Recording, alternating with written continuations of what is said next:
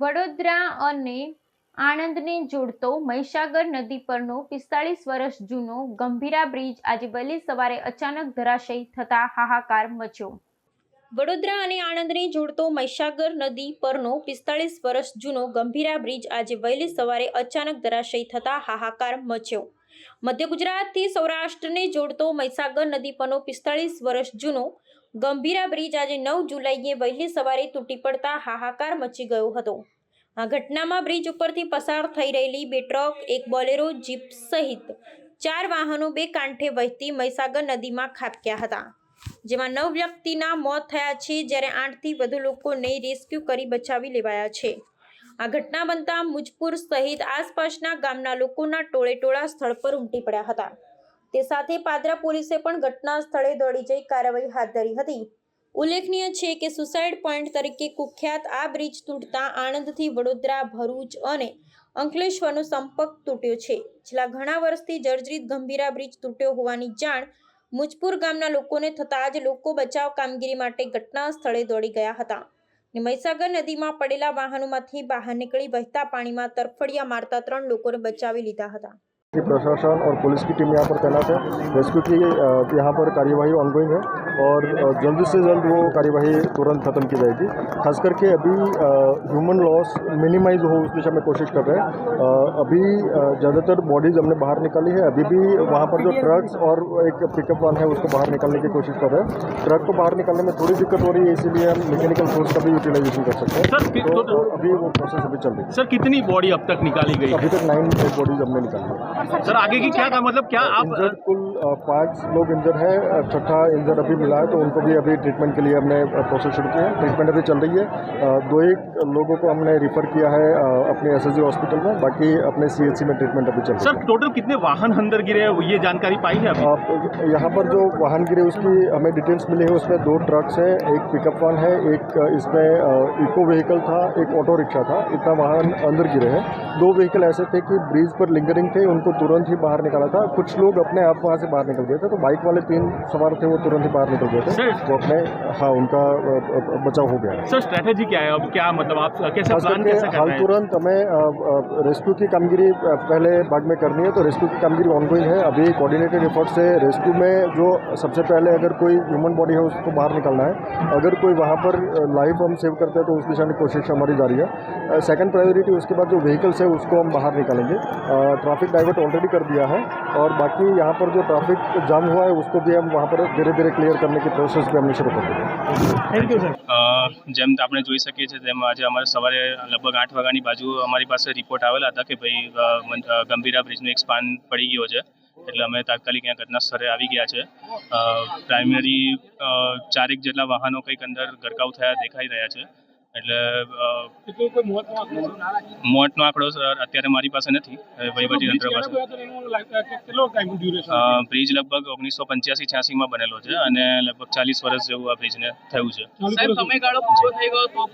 ના, બ્રિજનું તો generally life 100 વર્ષની હોય છે, એટલે બ્રિજમાં 40 વર્ષ પૂરા થયા છે, પણ એનો સમયગાળો પૂરો નથી થયો હજી। સર, પરંતુ અનેકવાર આ બ્રિજ છે તે જર્જરિત થયો। 3 વર્ષથી અમારા દ્વારા છે તે મીડિયા દ્વારા છે તે તંત્રને જગાડવાનો પ્રયત્ન કર્યો।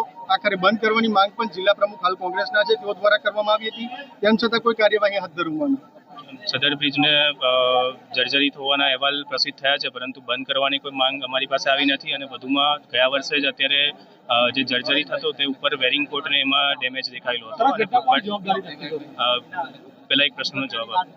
જે ગયા વર્ષે અમને જે માલુમ પડેલું હતું અને ગયા વર્ષે ઓલરેડી એના ઉપર વેરિંગ કોટની ઉપર માસ્ટિક અસ્ફાલ્ટ અને ફૂટપાથ રિપેરિંગની બધી કામગીરી કરવામાં આવેલી હતી, અને હાલમાં ચાલુ વર્ષે બી જે ખાડા ને એવું ત્યાં બ્રિજમાં દેખાયું હતું, માસ્ટિક આસ્ફાલ્ટમાં ડેમેજ હતું અને એની રિપેરિંગ બી આપણે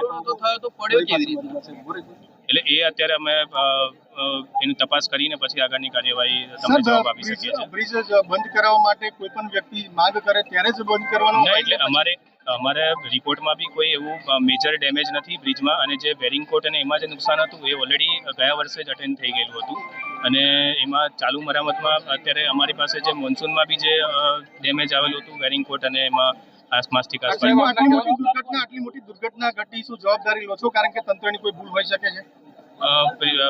પ્રાથમિક અહેવાલ અમને ખબર પડે કે ભાઈ શું કારણથી આ પડ્યો છે એ પછી જ હું કંઈક સાહેબ જવાબ આપના આપી કહેવા શકીશ. પ્રમાણે આ પુલ જર્જરિત ખરો કે નહીં? ના, જર્જરિત નથી. હજુ પણ જર્જરિત નથી. આટલી મોટી ઘટના સાહેબ છે કે જર્જરિત નથી? એની લાઈવ સાહેબ ત્રણ વર્ષથી અમારા દ્વારા અહેવાલો પ્રસારિત કરવામાં આવ્યા. અત્યંત જર્જરિત છે બ્રિજ.